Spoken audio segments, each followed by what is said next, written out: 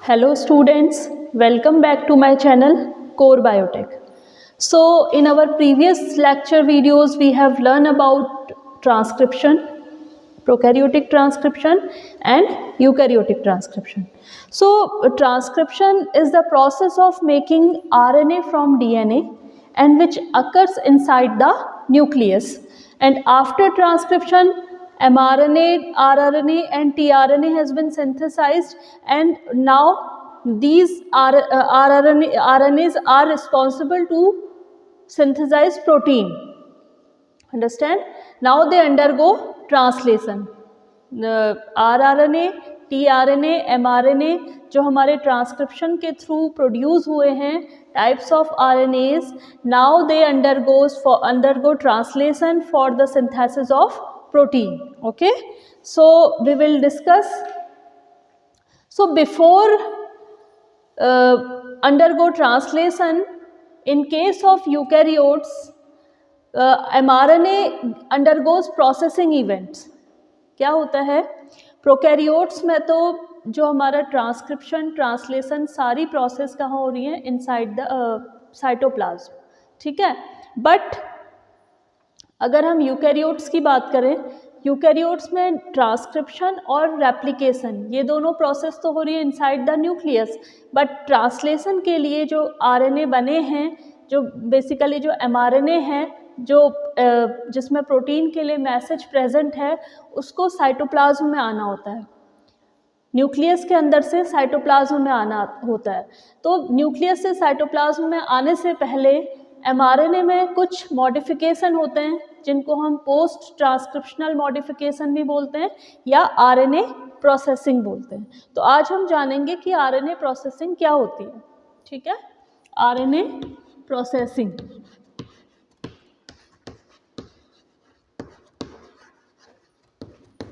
RNA processing, ये RNA processing सिर्फ eukaryotic cells में होती है, प्रोकैरियोट्स में नहीं होती है.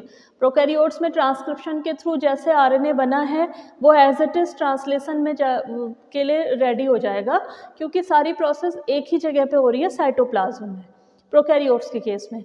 लेकिन यूकैरियोट्स में रेप्लिकेशन ट्रांसक्रिप्शन हुआ था इनसाइड द न्यूक्लियस, लेकिन ट्रांसलेशन कहाँ होगा? साइटोप्लाज्म में. तो जो आरएनए हमारा बना है न्यूक्लियस से, उसको बाहर आना है.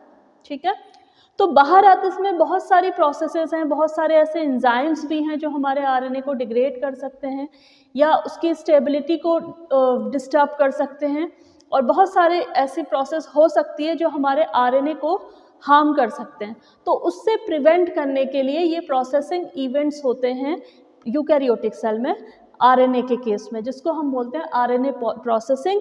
और ये प्रोसेस आफ्टर ट्रांसक्रिप्शन हो रहा है. हमने ट्रांसक्रिप्शन में देखा था यूकैरियोट्स में कि इलोंगेशन प्रोसेस डायरेक्टली प्रोसेसिंग के साथ इंटरकनेक्टेड होती है, और जैसे जैसे हमारा ट्रांसक्रिप्ट बड़ा होता जाता है एमआरएनए का, उसकी साथ ही साथ प्रोसेसिंग होती जाती है. ठीक है, तो वो प्रोसेसिंग क्या होती है? वो 3 टाइप्स की प्रोसेसिंग यहाँ पे होती है जनरली, वो हम देखेंगे. और प्रोसेसिंग आफ्टर ट्रांसक्रिप्शन हो रही है, इसलिए इसको हम और क्या बोलते हैं? Post transcriptional modification. Post transcriptional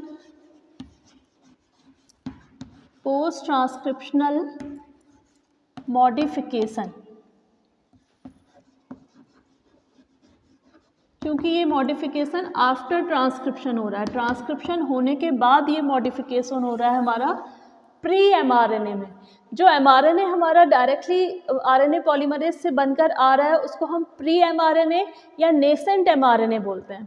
ठीक है, प्री एमआरएनए या नेसेंट एमआरएनए. और जब उसमें मॉडिफिकेशन हो जाता है तब हम उसको एमआरएनए बोलते हैं, मैच्योर एमआरएनए या एमआरएनए. ठीक है, तो जो हमारा प्रोसेसिंग इवेंट है, ये 3 टाइप के प्रोसेसिंग इवेंट यहाँ पे होते हैं. स्प्लाइसिंग,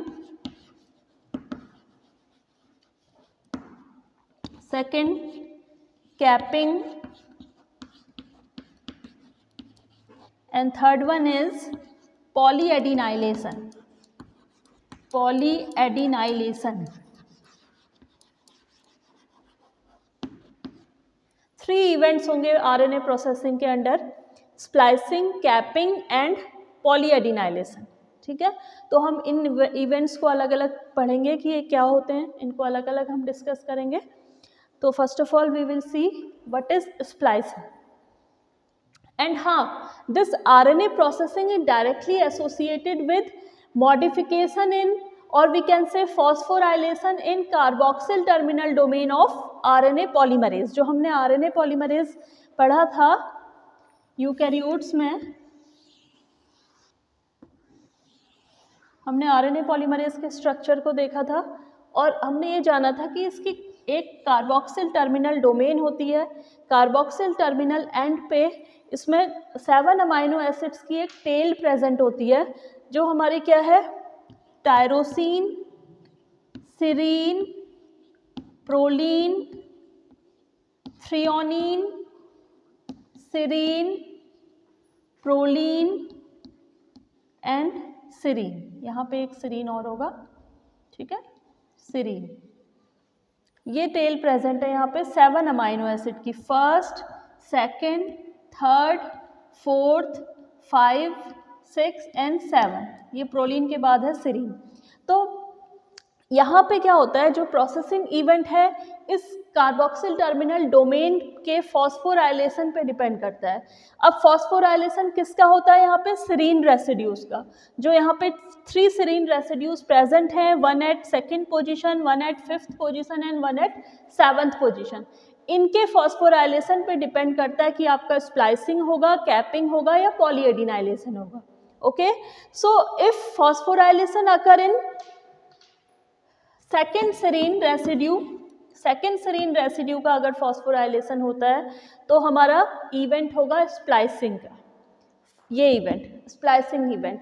और अगर फॉस्फोराइलेशन होता है इस 5th सीरीन रेसिड्यू का, then capping process occur, processing event capping occur in case of phosphorylation of 5th serine residue of RNA polymerase CTD, carboxyl terminal domain. And if phosphorylation occur in 7th serine residue, then polyadenylation takes place.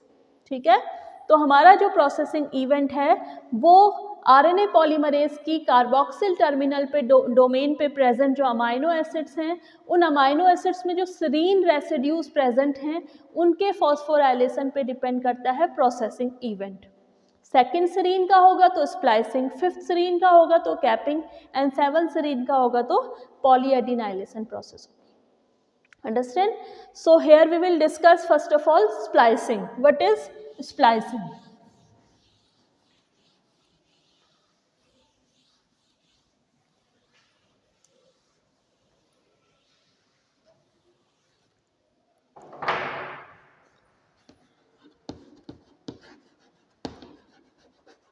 Splicing.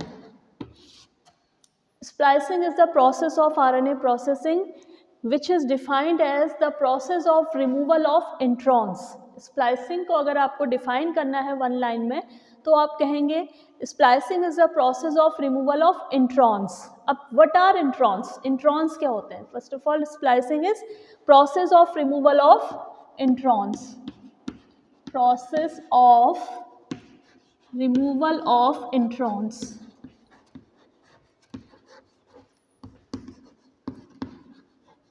Introns के removal की process को हम splicing बोलते हैं. Understand?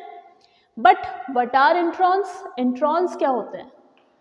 You know, in the gene और in case of if we are talking about genome, there are so many non coding sequences also present along with coding sequences. ठीक है, coding sequences means जो sequence किसी particular protein के लिए code कर रहे हैं, किसी ट्रेट के लिए कोड कर रहे हैं, उनको हम कोडिंग सीक्वेंस कहते हैं. और जो सीक्वेंस किसी भी चीज़ के लिए कोड नहीं कर रहे हैं उनको हम नॉन कोडिंग सीक्वेंस बोलते हैं. तो ऐसे बहुत सारे सीक्वेंसेस हैं जो नॉन कोडिंग सीक्वेंसेस होते हैं. तो नॉन कोडिंग सीक्वेंसेस को हम इंट्रॉन्स बोलते हैं. What are introns? Introns are non coding sequences, non-coding sequences present within gene.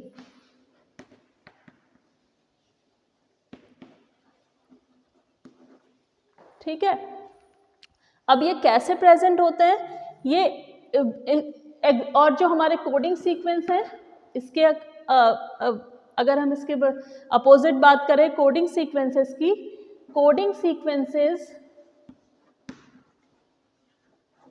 Sequences are known as exons. Coding sequences are known as exons. ठीक है, जो कोडिंग सीक्वेंस हैं जो कोड कर रहे हैं किसी पर्टिकुलर प्रोटीन के लिए, किसी पर्टिकुलर अमाइनो एसिड के लिए, तो वो है हमारे क्या, एक्सोन्स. ओके, तो अब ये एक्सोन्स और इंट्रोन्स कैसे प्रेजेंट होते हैं, ये एक स्प्लिट स्ट्रक्चर होता है. जो हमारा जीन का स्ट्रक्चर है, जो हमारा सीक्वेंसेस प्रेजेंट हैं वो स्प्लिटेड फॉर्म में प्रेजेंट हैं. अब वो स्प्लिटेड फॉर्म क्या है, ऐसे प्रेजेंट होते हैं. आप देखिए, one exon is interrupted by one intron, then other exon is present. Alternative form में ये ऐसे present होता है.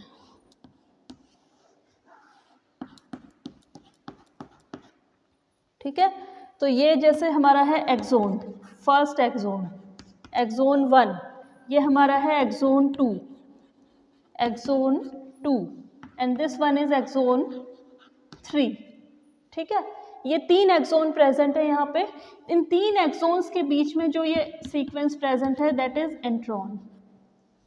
ठीक है, इंट्रॉन. ऐसे ही ये प्रेजेंट होगा अल्टरनेटिव वे में, एक एक्सोन एक इंट्रॉन, एक एक्सोन एक इंट्रॉन. ये कहाँ प्रेजेंट है, हमारे प्री एमआरएनए में. ये कहाँ प्रेजेंट है, प्री एमआरएनए में.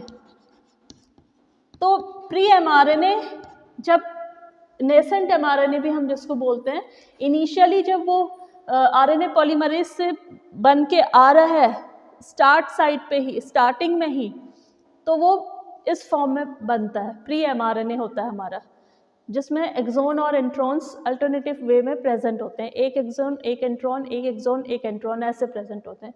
तो अब ये जो इंट्रॉन है वो किसी भी सीक्वेंस के लिए, किसी भी अमाइनो एसिड के लिए या किसी भी प्रोटीन के लिए कोड नहीं कर रहा है. तो it's a kind of extra burden for the mRNA. And here in case of eukaryotes there is a specific machinery formed to remove these intron sequences which are a burden for mRNA called splicing. ठीक है, तो ये extra burden को यहाँ से remove out करने के लिए ही जो एक मशीनरी हमारी बॉडी में प्रेजेंट है या किसी भी ऑर्गेनिज्म में प्रेजेंट है उसको बोलते हैं स्प्लाइसिंग मशीनरी. ठीक है, मशीनरी का मतलब कि बहुत सारे अलग अलग फैक्टर्स, कुछ प्रोटीन सीक्वेंसेस, कुछ सब यूनिट्स यहाँ पे यूज़ होती हैं for the removal of introns, जिसको हम स्प्लाइसिंग मशीनरी बोलते हैं. ठीक है, तो what is splicing? Splicing is the removal of introns. And what are introns? Introns are non-coding sequences present within gene. And what are exons? Exons are coding sequences. तो अब क्या होगा देखिए, अब इसका साइज भी बढ़ रहा है. अगर हम प्री एमआरएनए की बात करें, इसकी लेंथ भी इंक्रीज हो रही है, साइज भी बढ़ेगा, लेंथ इंक्रीज होगी. तो जब हम इन इंट्रॉन्स को यहाँ से रिमूव कर देंगे, इसका साइज भी क्या हो जाएगा, डिक्रीज हो जाएगा. ठीक है, और mRNA को क्योंकि जाना कहाँ है, साइटोप्लाज्म में जाना है. अब न्यूक्लियस के अंदर से साइटोप्लाज्म में उसको एंटर करना है. तो ये होता है कि जितना ज़्यादा साइज़ का हमारा जीन सीक्वेंस होगा उतना ज़्यादा उसमें हिंड्रेंस आएंगी, होगा ना. अगर छोटा सा सीक्वेंस है इजीली पास हो जाएगा मेम्ब्रेन को क्रॉस करके, और अगर बड़ा सीक्वेंस होगा तो there are so many hindrances में आकर. तो इससे प्रिवेंट करने के लिए ये स्प्लाइसिंग प्रोसेस यहाँ पे होती है, जो अनवांटेड या नॉन कोडिंग सीक्वेंसेस को यहाँ से रिमूव आउट कर देती है. ठीक है, तो अब कैसे होती है स्प्लाइसिंग? स्प्लाइसिंग डिपेंड करती है हमारे टाइप ऑफ इंट्रॉन्स में. अगर हम इंट्रॉन्स की बात करें तो जनरली 2 टाइप के इंट्रॉन्स यहाँ पे प्रेजेंट होते हैं, GU-AG intron and AU-AC introns. 2 type of generally 2 types of introns are present. 2 types of introns are present. दो टाइप के इंट्रॉन्स प्रेजेंट होते हैं। These are number 1 GUAG intron and second one is AUAC intron। AUAC intron, ये दो type के intron होते हैं जिनकी स्प्लाइसिंग होती है। Okay, two type of introns are there, GUAG and AUAC। Now we will discuss what are these introns.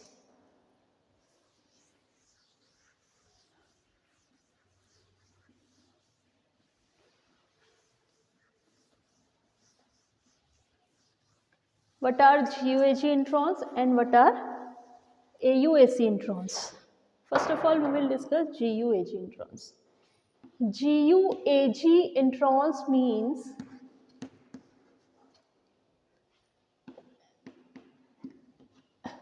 ऐसे इनको हम लिखते हैं। GUAG का मतलब जो इसका 5 प्राइम साइट है, स्टार्टिंग में दो जो हम nucleotide base present nucleotide sequence यहाँ पे होगा वो G और U का होगा, और इन लास्ट के जो दो न्यूक्लियोटाइड सीक्वेंस होंगे वो A और G होंगे। ठीक है, GUAG का मतलब ये है। ऐसे ही AUAC का मतलब 5 प्राइम साइट पे जो इनिशियली दो न्यूक्लियोटाइड सीक्वेंस हैं वो AU हैं, और लास्ट के 3 प्राइम साइट पे जो लास्ट 2 न्यूक्लियोटाइड्स हैं दैट आर AC। ठीक है, तो यही GUAG इंट्रॉन और AUAC इंट्रॉन है। अब इनका जो रिमूवल होता है वो अलग अलग टाइप से होता है, तो हम अभी देखेंगे GUAG इंट्रॉन्स को कैसे रिमूव करते हैं। अबंडेंटली प्रेजेंट जो इंट्रॉन्स हैं वो GUAG टाइप के प्रेजेंट होते हैं, तो उनको हम कैसे यहाँ से रिमूव करेंगे। अब ये जो GUAG इंट्रॉन है इसमें एक मिडिल पोजीशन पे A रेसिड्यू प्रेजेंट होता है, एडेनिन रेसिड्यू, और इसको बोला जाता है ब्रांच पॉइंट। इसको ब्रांच पॉइंट बोला जाता है, branch point. Okay, in middle there is adenosine residue present within the GUAG intron and that point is called branch point। और 5 प्राइम जो हमारा GU है इसको हम 5 प्राइम स्प्लाइस साइट बोलते हैं, 5 prime splice site, 5 prime splice site, और इसको हम बोलते हैं 3 prime splice site, 3 prime splice site. ठीक है, तो ये जो इंट्रॉन का रिमूवल होता है वो ट्रांसहिस्टेरिफिकेशन रिएक्शन, दो ट्रांसहिस्टेरिफिकेशन रिएक्शन यहाँ पे होती है जब इंट्रॉन्स का रिमूवल होता है। ठीक है, तो कैसे होती है वो देखिए, यहाँ पे हम लिख देते हैं 2 transesterification reactions, transesterification reaction take place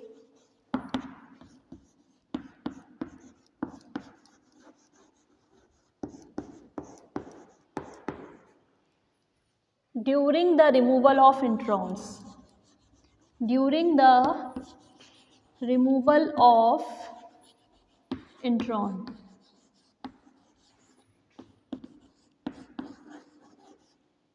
अब क्या होता है ट्रांसहिस्टेरिफिकेशन रिएक्शन में, देखिए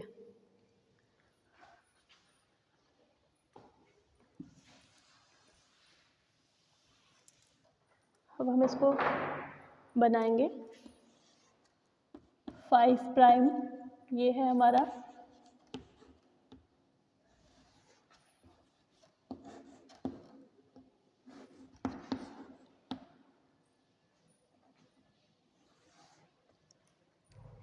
सपोज, ये है हमारा एक्सोन 1, ये है हमारा एक्सोन 2, और ये हमारा पूरा क्या है इंट्रॉन।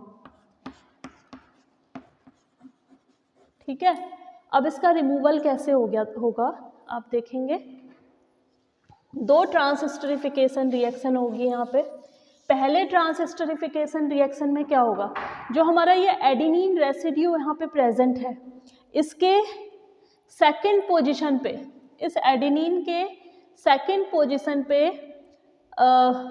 हाइड्रोक्सिल ग्रुप प्रेजेंट होता है 2 प्राइम पोजीशन पे, यहाँ पे लगा देते हैं हम सपोज 2 प्राइम, इसका 2 प्राइम हाइड्रोक्सिल ग्रुप, इसका ये जो न्यूक्लियोटाइड यहाँ पे प्रेजेंट है इसका 2 प्राइम हाइड्रोक्सिल ग्रुप, वो 2 प्राइम हाइड्रोक्सिल ग्रुप क्या है, अगर हम एक न्यूक्लियोटाइड की फॉर्मेशन की बात करें तो एक न्यूक्लियोटाइड किससे बन रहा है हमारा, pentose sugar, nitrogenous base plus phosphate group. तो ऐसे हम उसका स्ट्रक्चर बनाते हैं, यहाँ पे हमारा बेस लगा होगा एडेनिन, यहाँ पे हमारे फॉस्फेट ग्रुप अटैच्ड होंगे, राइट। तो इसका first carbon, second carbon, third carbon, fourth carbon, fifth carbon यहाँ पे होगा CH2 उसके साथ आपका।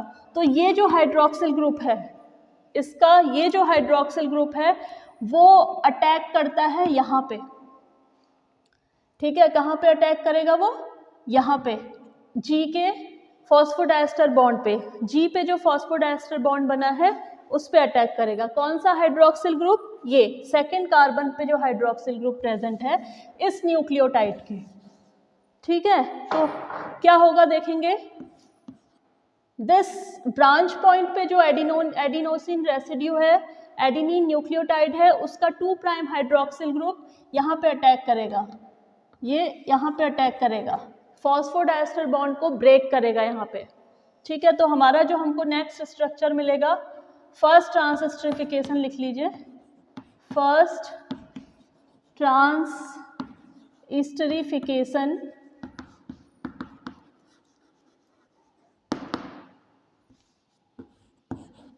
To prime hydroxyl of adenosine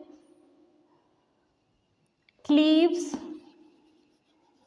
phosphodiester bond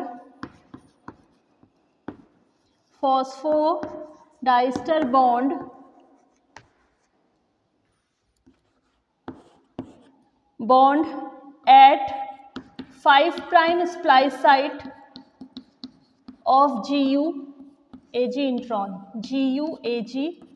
intron. Now what is 5 prime splice site? This one is 5 prime splice site. इसका 5 prime splice site 5 prime यहाँ पे present है, तो ये यहाँ से कट हो जाएगा, ठीक है। तो हमको जो फिर स्ट्रक्चर मिलेगा वो ऐसा मिलेगा, ये क्या हो गया, यहाँ से कट हो गया, यहाँ से कट हो गया, और आपको जो स्ट्रक्चर मिलेगा वो इस तरीके का स्ट्रक्चर मिलेगा,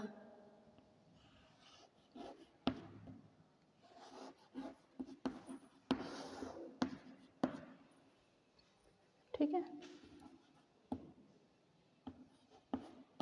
ऐसा GU यहाँ से कट हो गया है,